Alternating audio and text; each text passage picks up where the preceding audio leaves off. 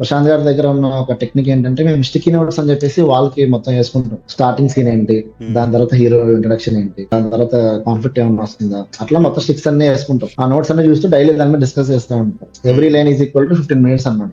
So అట్లా ఒక 8 interval, next 4 8. So every line లో అసలు కథ ఎలా ఫ్లో అవుతుంది, సో ఎవ్రీ సీన్ లో బాగుండాలి. ఇప్పుడు ర్యాండమ్ గా నువ్వు నేను స్టోరీ డిస్కస్ చేస్తే బ్రో ఇంటర్వెల్ ముందు 10 minutes ముందు నీకు గుర్తుందా హీరో ఈ సీన్ ఉంది కదా అంటే ఎక్కడ బ్రో సరే గుర్తు రావట్లేదు, ఎగ్జాక్ట్ ఆ ప్లేస్మెంట్ అంటే మనకు సరే ఐడియా ఉండదు.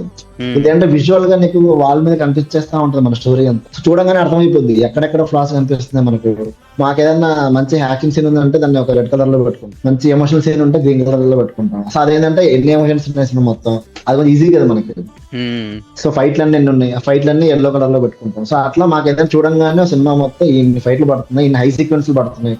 ట్రిపుల్ ఆర్ ఎగ్జాంపుల్ తీసుకో, ట్రిపుల్ ఆర్ హీరో ఇంట్రో అదొక హై, అక్కడ నుంచి నీకు రామ్ చరణ్ గారి హై, ఎన్టీఆర్ గారి హై, ఇవన్నీ ఉన్నాయి, అవన్నీ పింక్ లో పెడతాం.